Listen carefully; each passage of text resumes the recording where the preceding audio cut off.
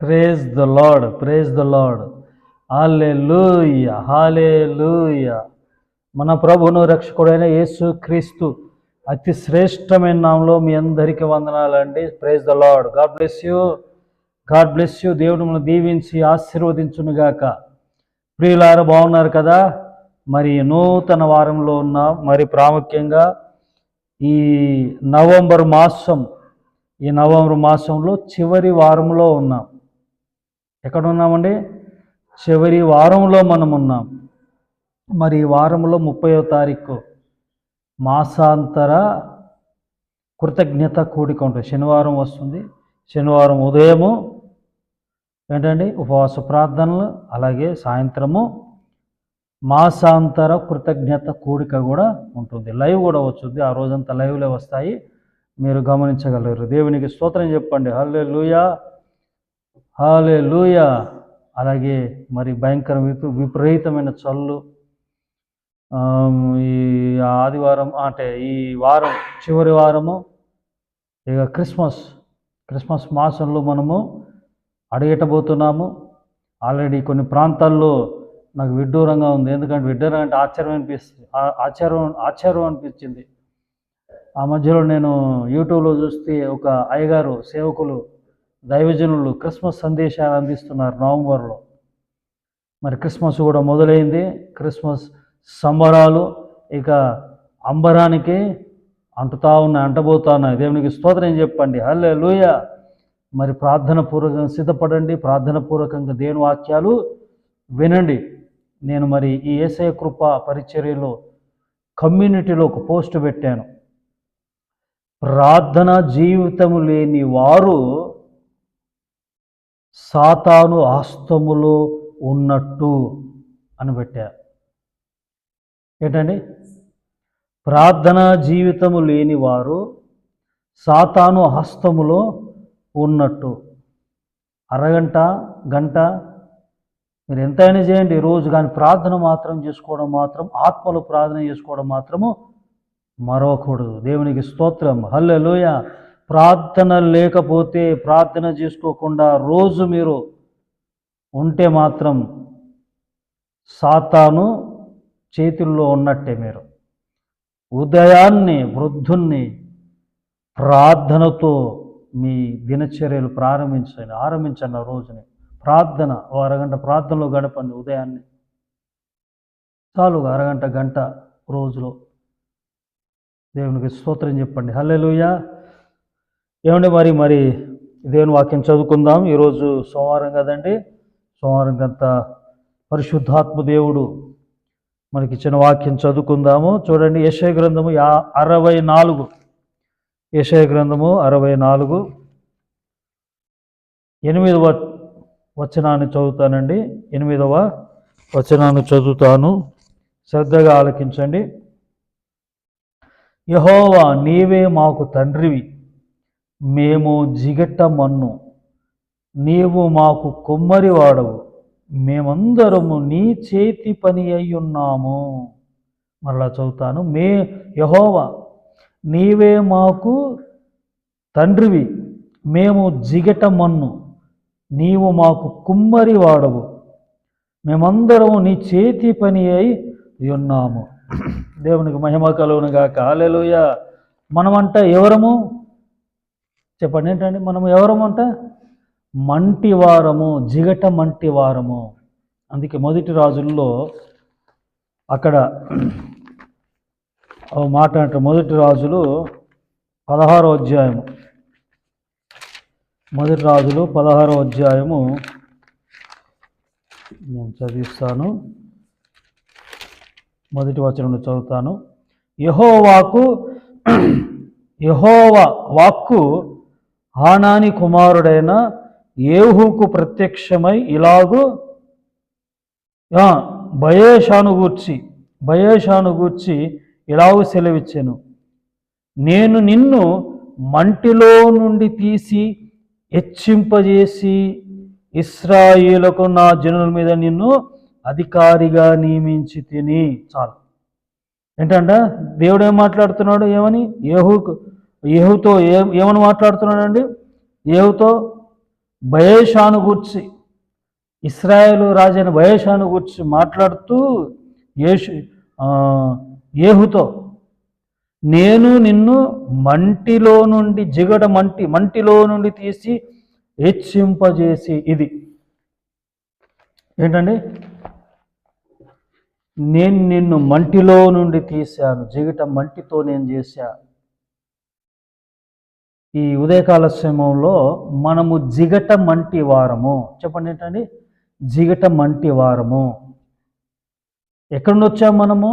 మట్టిలో నుండి వచ్చాం. మంటి వారం మనము, మంటి వారం. 2వ అధ్యాయం, ఆదికాండం 2వ అధ్యాయంలో ఉంటుంది. 2వ అధ్యాయం 4 నుండి 9 వరకు చదివితే అక్కడ ఆదామును చేసిన విధం మనం చూస్తాం. అక్కడ భూమి మీద ఆవిరిని పుట్టించి మట్టితో, దేంతో అండి, మట్టితో చేశాడు. మంటితో ఆదామును చేసి తన జీవాత్మను ఊదగా, జీవాత్మ మంటిగా ఉన్నప్పుడు విలువలేదు.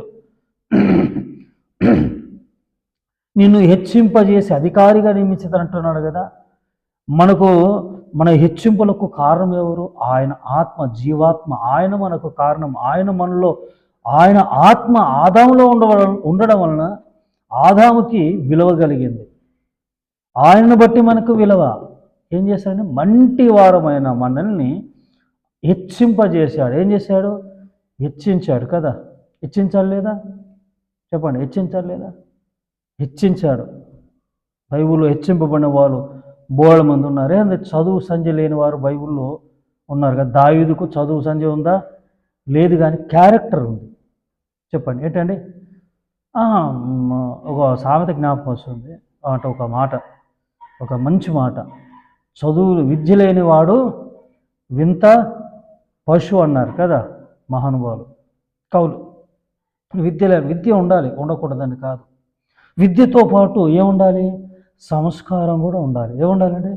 క్యారెక్టర్, సంస్కారం కూడా ఉండాలి. మరి దావీదుకు విద్య లేదు, కానీ ఏముంది? సంస్కారం. అంటే దేవుని భయము, భక్తి కలిగి ఉన్నాడు.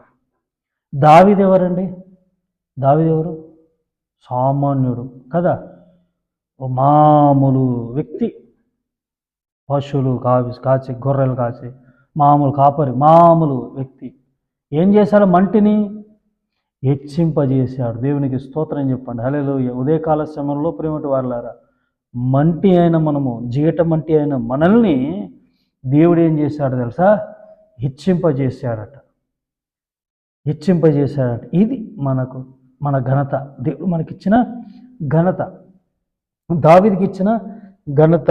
ఇంకొక వాక్యం చూపిస్తానండి. రోమీలకు రాసిన పత్రికలో యెషయా గ్రంథం 29 కూడా చదువుతాను ఒకసారి. 29:16 కూడా. యెషయా గ్రంథము 29:16 అక్కడ కూడా మరి 29:16, అయ్యో మీరెంత మూర్ఖులు, కుమ్మరికిని మంటికిని భేదము లేదని ఎంచదగునా, చేయబడిన వస్తువు దాన్ని చేసిన వారిని గూర్చి ఇతడు నన్ను చేయలేదనవచ్చునా, రూపింపబడిన వస్తువు రూపించిన వాణిని గూర్చి ఇతనికి బుద్ధి లేదనవచ్చునా. అంటే చూడండి, అయ్యో మూర్ఖ ప్రజలారా, అయ్యో మీరు సృష్టింపబడ్డారు. ఏంటని? మీరు సృష్టింపబడ్డారు. మరి నిన్ను సృష్టించిన ఆ కుమ్మరిని పట్టుకొని అంత పెద్ద మాటలు ఏంటి? ఇక్కడ ఏమంటున్నాడు? ఏంటని? ఇక్కడ ఏమంటున్నాడు? ఇక్కడ కుమ్మరిని మంటిని భేదం లేదని కుమ్మరికిని మంటికిని భేదం ఉందా? ఉంటుందండి భేదం అండి. కుమ్మరి మంటి అనేసరికి, కుమ్మరి అనేసరికి మంటి జ్ఞాపకం వస్తుంది. మంటి అనేసరికి ఎవరు జ్ఞాపకం వస్తారు? మా ఊర్లో ఈ కళ్ళతో చూసా కుమ్మరులను, నీ కళ్ళతో ఆ సారె మీద చక్ర, అది ఏంటండి, ఆ సారె అలా కర్రతో దిప్పుతూ ఉండేవాడు. ఈ కళ్ళతో నేను చూశాను అప్పట్లో పల్లెటూరులో, ఆ ఊర్లో ఉన్నప్పుడు. చక్కగా జిగట మంటితో పాత్రలు చేస్తూ ఉండేవాడు. పాత్రలు, రకరకాల మంటి పాత్రలు. ఎంత చేతి పని కదా అది. ఏంటండి ఏంటి ఆ కళ? ఎంత కళాకారుడు అండి దేవుడు. ఎంత చక్కగా మనల్ని పుట్టించాడు. మనకు తండ్రి అయిన దేవుడు. ఆయనను వేరు చేసి మనల్ని వేరు చేయటానికి ఏంటంటే మనుషులకు బుద్ధి ఉందా? వాక్యం ఉంటుంది, జ్ఞానం ఉందా? ఆయన లేకుండా మంటి లేదు. మంటితో చేయబడిన మనం లేము. మనము ఆయన, ఆయన మనము కదండి. ఉదయకాల సమయంలో ప్రేమ దేవునులారా, హెచ్చింపబడటానికి కారణం హెచ్చించాడు. ఈ మంటిని ఏం చేశాడండి? హెచ్చించాడు. దేవునికి స్తోత్రం చెప్పండి, హల్లెలూయా. పెద్దగా చెప్పండి, హల్లెలూయా.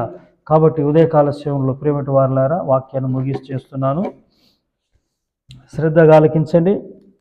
మనం ఎవరము? ఎక్కడి నుండి వచ్చాం? ఎవరం మనము? మంటివారము. చెప్పండి అండి.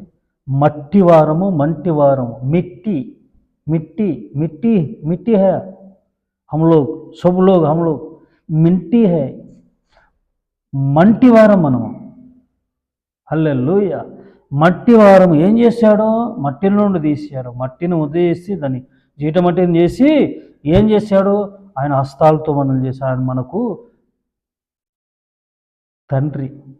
ఏంటండి? ఆయన మనకి తండ్రి ఉన్నాడు.